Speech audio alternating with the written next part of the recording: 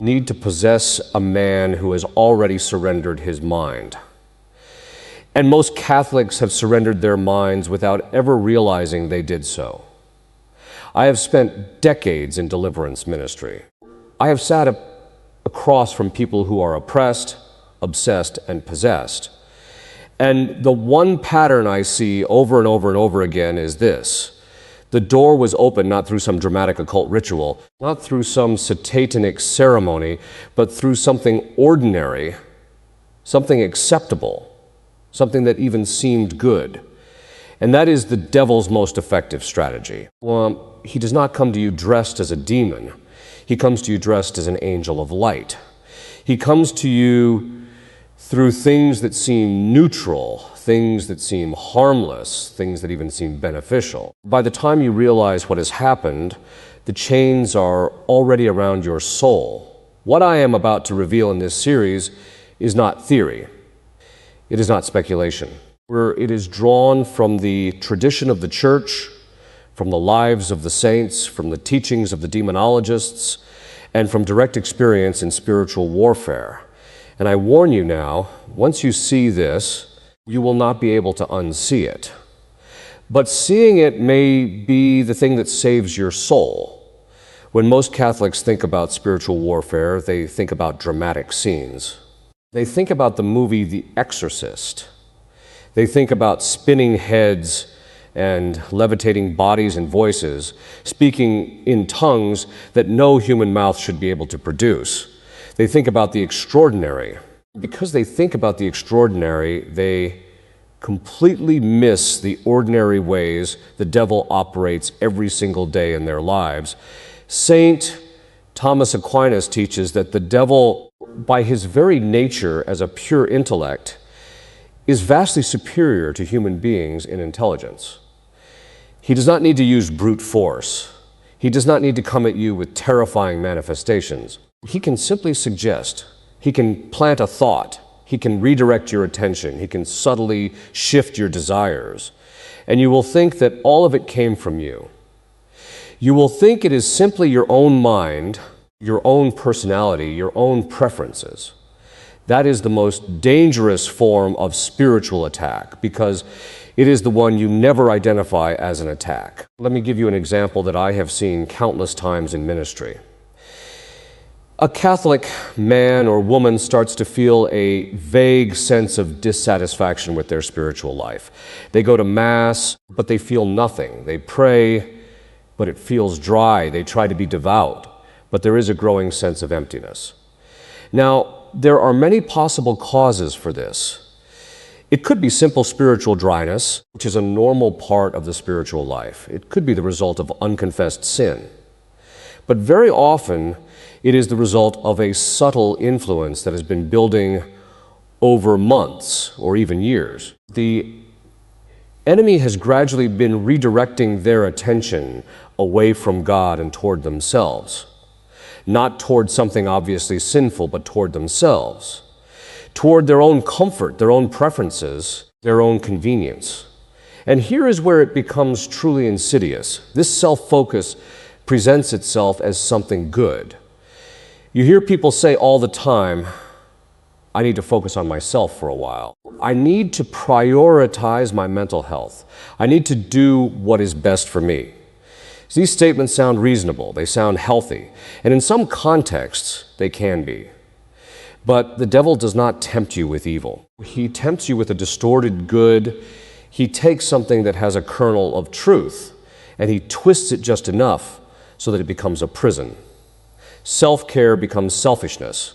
Self-awareness becomes self-obsession. And the person trapped in this cycle does not even know they are trapped, because everything they are doing feels justified.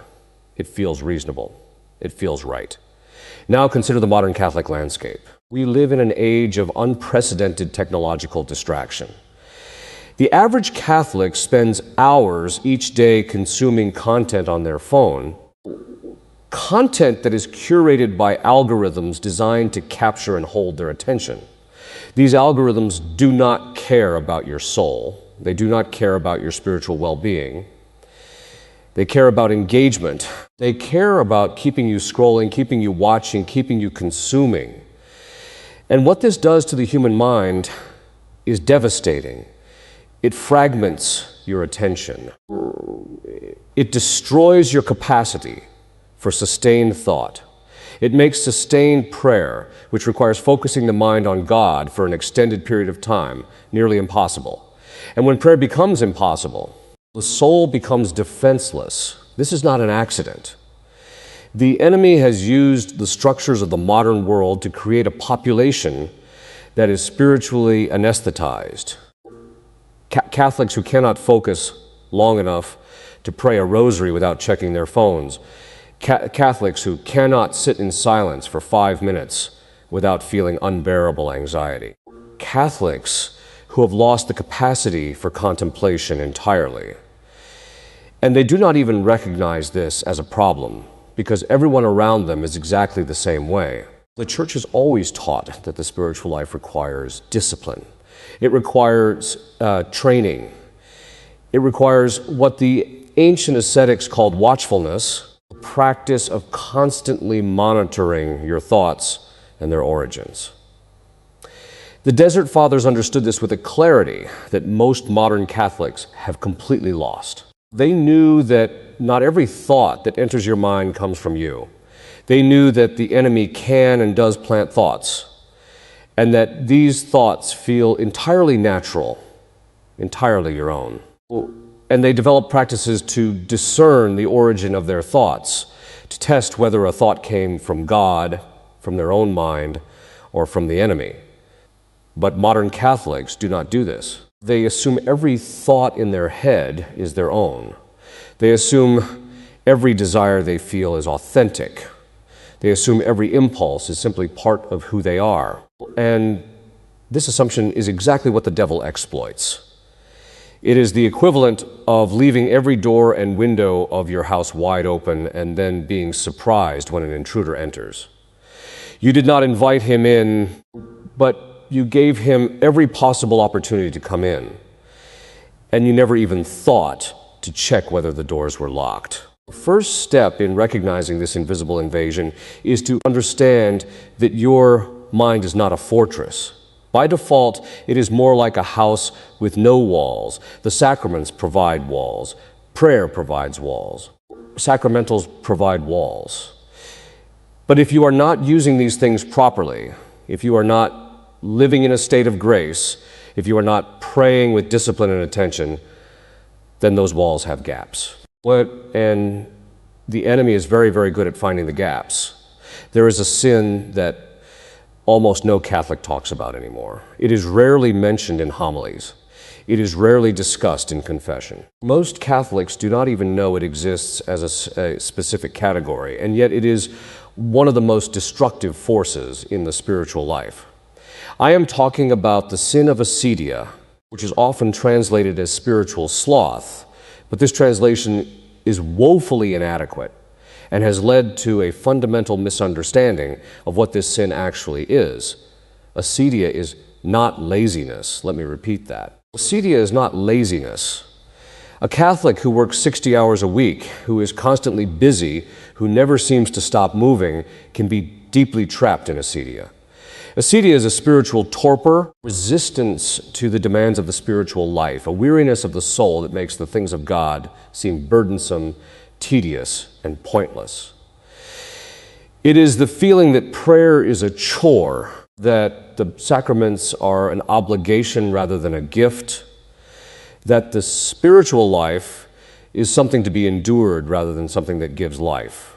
And if you are honest with yourself, or if you really examine your own spiritual life with the kind of ruthless honesty that the spiritual tradition demands, you will probably recognize this feeling. The resistance you feel when it is time to pray, the way you procrastinate on your spiritual duties while having no trouble making time for entertainment, the vague sense that none of it really matters, that you are just going through the motions. That is acedia, and it is epidemic among modern Catholics.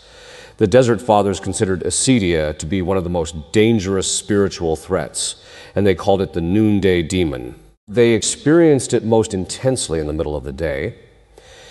When the initial enthusiasm of the morning had faded and the long hours of the afternoon stretched ahead, the monk would feel an overwhelming desire to leave his cell, to abandon his commitment, to seek distraction, to do anything other than continue in the work of prayer.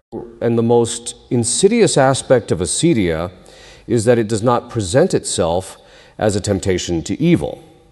It presents itself as a temptation to something that seems neutral or even reasonable. You have prayed enough for today. You need a break. God understands if you skip your prayers just this once. There are more important things you could be doing with your time. Sound familiar? These are the exact same rationalizations that modern Catholics use every single day. And the enemy uses them because they work. They are effective because they contain just enough truth to be persuasive. Yes, God is merciful. Yes, there are times when duties of state take precedence over extended prayer. But the devil takes these truths and twists them into a pattern of gradual abandonment. One missed prayer becomes two. Two becomes a week becomes a month. And before long, the person's spiritual life has withered to almost nothing, and they do not even remember how it happened. What makes acedia so particularly dangerous in the modern world is that we have built an entire culture that caters to it. Every form of instant entertainment, every streaming service, every social media platform, every notification on your phone is designed to provide exactly what acedia craves: distraction. The person suffering from acedia does not want to sit in the discomfort of spiritual dryness. They do not want to persevere in prayer when it feels empty. They want relief, and the modern world offers an endless supply of it. You can numb the discomfort of acedia without ever addressing its root cause. And that is what most Catholics do. They anesthetize themselves with entertainment, with busyness, with constant stimulation, and they mistake the absence of pain for the presence of spiritual health. But acedia does not simply go away because you ignore it. It metastasizes. Left untreated, it progresses from resistance to the spiritual life to active resentment of it. The person begins to feel not just bored by prayer, but irritated by it. The teachings of the Church begin to seem not just burdensome, but oppressive. The demands of the moral life begin to feel unreasonable, outdated, even cruel. And this is how people fall away from the faith, not in a single dramatic moment of apostasy, but through the slow, gradual, almost imperceptible erosion of their spiritual life by acedia. The saints understood that the only cure for acedia is perseverance. You keep praying even when it feels empty. You keep going to Mass even when you feel nothing. You keep fighting even when every fiber of your being wants to quit. And this perseverance, over time, purifies the soul and restores its capacity for joy in the things of God. But perseverance requires something that most modern Catholics have never been taught they need: discipline, spiritual discipline. The kind of discipline that says, I will do this not because I feel like it, but because it is right, because it is necessary, because my soul depends on it. Well, one of the most shocking things I have encountered in my years of ministry is the sheer number of Catholics who have opened spiritual doorways without any awareness of what they were doing. They come to me suffering from oppression, from inexplicable fear, from compulsive thoughts they cannot control, from patterns of sin they cannot break. And when I begin to ask questions, I discover that somewhere in their past, they engaged in something that gave the enemy a legal right to affect them. And they had absolutely no idea. Let me explain what I mean by legal right. The Church teaches, and the tradition of spiritual warfare confirms, that the devil operates within certain constraints. He is not omnipotent. He is not free to do whatever he wants, whenever he wants. God permits certain levels of demonic activity, and the devil can only act within the boundaries that God has established. But there are things that human beings can do that effectively grant the enemy additional access. These are what we call doorways or entry points. And once they are opened, they remain open until they are specifically and deliberately closed. The most obvious doorways are the ones that Catholics generally know about, at least in theory. Occult practices, Ouija boards, seances, tarot cards, astrology, fortune telling, any practice that involves seeking knowledge or power from sources other than God is a doorway. The Church has always condemned these practices, when the reason is not simply that they are superstitious. The reason is that they are dangerous. When you engage in these practices, you are effectively inviting spiritual forces into your life, and those forces are not from God. But there are other doorways that are far less obvious, and these are the ones that are catching most Catholics off guard. Let me give you some examples that I have encountered repeatedly in ministry. Yoga. I know this is controversial, and I know many Catholics will resist this, but I am going to say it plainly. Physical postures of yoga were originally designed as offerings to Hindu deities. The spiritual system underlying yoga is fundamentally incompatible with Christianity. When you practice yoga, even if you are only doing it for exercise, you are engaging in a practice that was designed to open the soul to spiritual influences that are not from the Christian God. And in my experience, Catholics who practice yoga regularly are statistically more likely to experience spiritual problems than those who do not. Another doorway that most Catholics completely overlook is Reiki and other forms of energy healing. These practices claim to manipulate a universal life force, a concept that is fundamentally incompatible with Christian anthropology. The Catholic Church has explicitly stated that Reiki is not compatible with the faith. And yet I have encountered Catholics, even devout Catholics, who practice Reiki or receive Reiki treatments and then wonder why they are experiencing spiritual difficulties. They opened a doorway and they did not even know it. But the doorways are not limited to practices borrowed from Eastern religions. There are doorways that are deeply embedded in Western culture, and Catholics participate in them constantly. Horror movies. I am not talking about mild suspense films. I am talking about the increasingly extreme horror content that has become mainstream.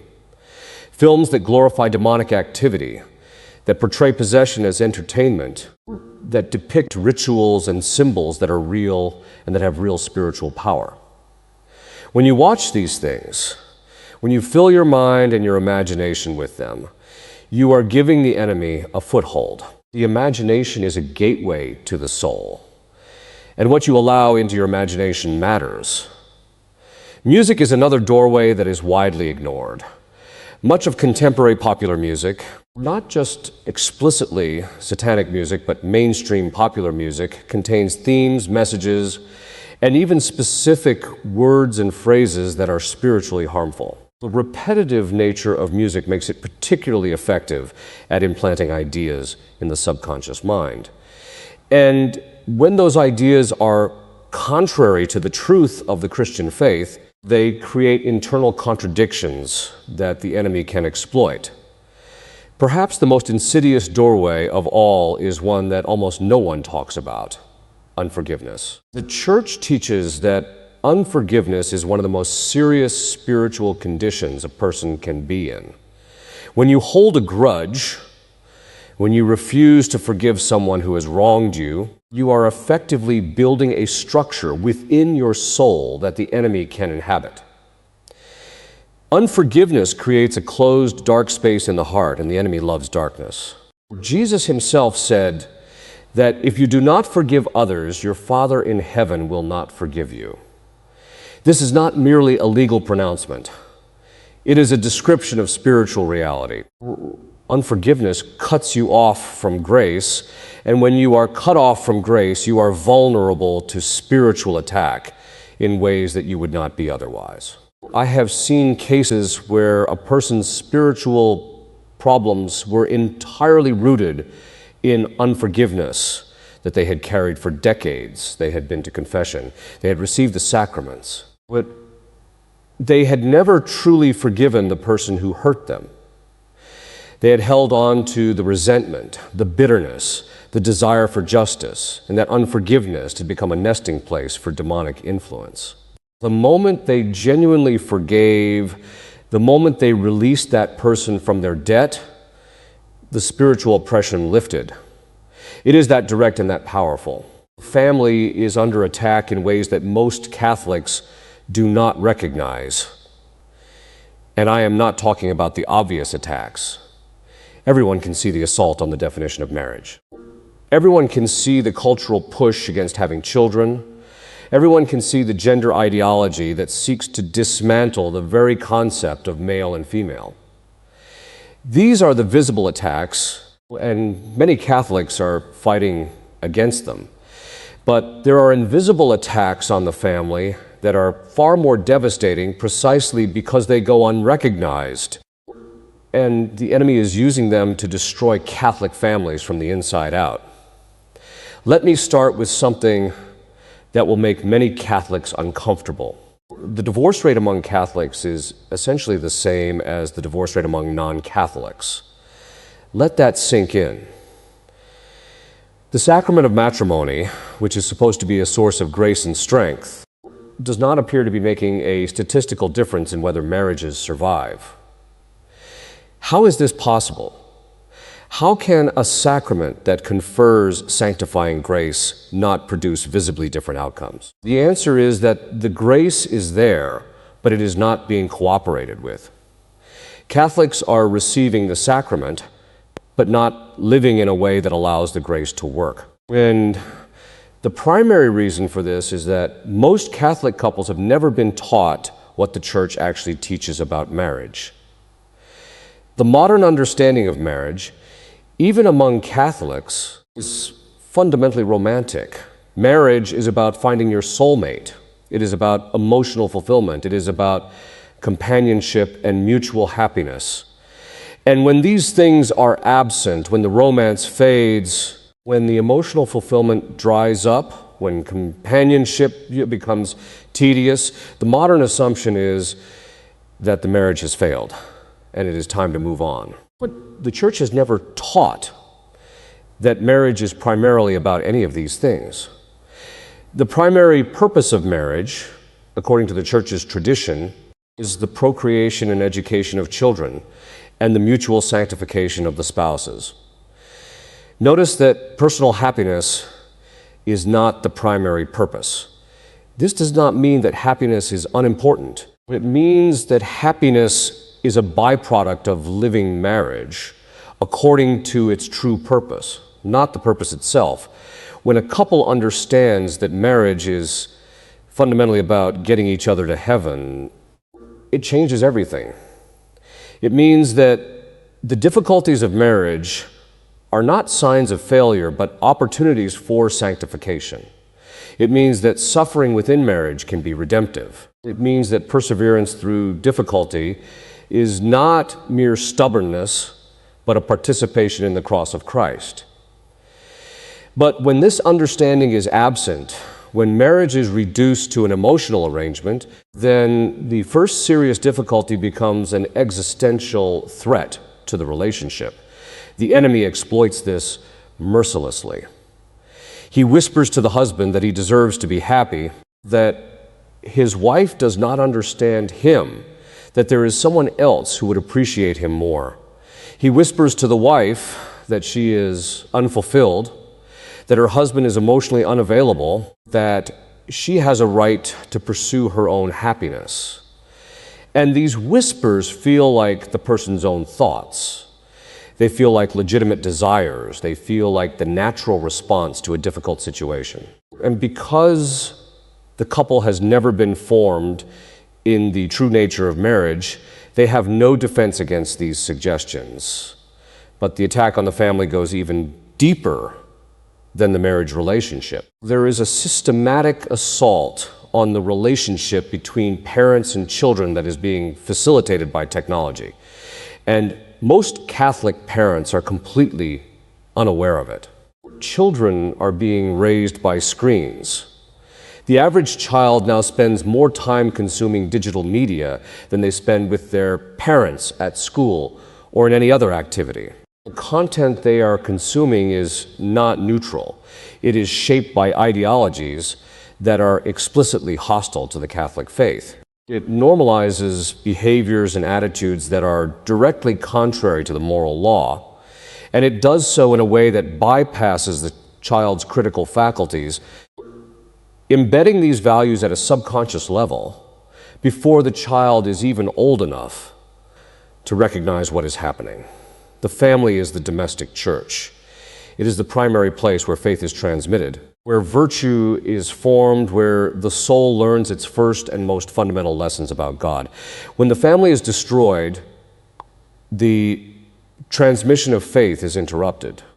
Children grow up without a living encounter with Christ, and they drift away from the church, not because they have rejected the faith, but because they have never truly received it. And the enemy knows this. That is why the family is his primary target. Destroy the family, and you destroy the church from the ground up.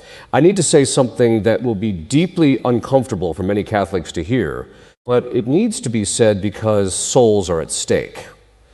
The way most Catholics receive the sacraments today is objectively dangerous. Not the sacraments themselves, which are always efficacious, but the manner in which they are received by people who are unprepared, uninformed, and unrepentant. St. Paul himself warned about this when he said that whoever eats the bread or drinks the cup of the Lord in an unworthy manner will be guilty of profaning the body and blood of the Lord. And that is why many of you are weak and ill, and some have died. Let me be specific. The vast majority of Catholics who present themselves for communion on any given Sunday are in a state of mortal sin. This is not my opinion. This is what the statistics on Catholic behavior consistently show. The majority of Catholics use contraception. The majority of Catholics have engaged in sexual activity outside of marriage. The majority of Catholics have missed Mass on Sundays and holy days without serious reason. All of these are mortal sins, and mortal sin, by definition, separates the soul from sanctifying grace. A person in a state of mortal sin who receives the Eucharist does not receive grace. They receive judgment. They compound their sin by profaning the body and blood of Christ. Now, many of these Catholics would say that they were unaware that these things were mortal sins. And there is a measure of mercy for invincible ignorance. But the ignorance of most modern Catholics is not invincible. It is vincible. It is the result of choosing not to learn what the Church teaches, of relying on their own understanding rather than submitting to the authority of the Church, of treating the faith as a cultural identity rather than a body of truth that demands assent and obedience. And this ignorance is itself a sin, the sin of negligence, which has its own spiritual consequences. But the sacramental crisis goes even deeper than the problem of unworthy communion. The crisis extends to the sacrament of confession, which has been practically abandoned by the vast majority of Catholics. The number of Catholics who go to confession regularly has plummeted. Many parishes offer confession for only 30 minutes a week, and even those time slots often go unused. And the result is a Catholic population that is carrying enormous spiritual baggage, unconfessed sins that have accumulated over years and decades, creating layers of spiritual oppression that gradually weigh the soul down and make the spiritual life increasingly difficult. The Church Fathers understood that unconfessed sin has a cumulative effect. It does not simply remain static. It grows, it spreads. It affects areas of the soul that initially seemed untouched by it. It creates what the spiritual tradition calls an overlay, a kind of spiritual crust that hardens the heart and makes it progressively less responsive to grace. And this is exactly what we see in so many modern Catholics. They are not merely weak in their faith. They are spiritually calcified. They have so much unconfessed sin in their lives that grace barely penetrates. They are like soil that has been packed down so hard that water runs off the surface instead of soaking in. And then there is the crisis in how confession itself is practiced. Even among Catholics who do go to confession, many are making invalid confessions because they are withholding sins, either out of shame or out of a failure to properly examine their conscience. A confession that deliberately withholds a mortal sin is not a confession at all. It is a sacrilege. And far from absolving the sins that are confessed, it actually compounds the guilt of the sinner, because they have added the sin of lying in the sacrament to the sins they were already carrying.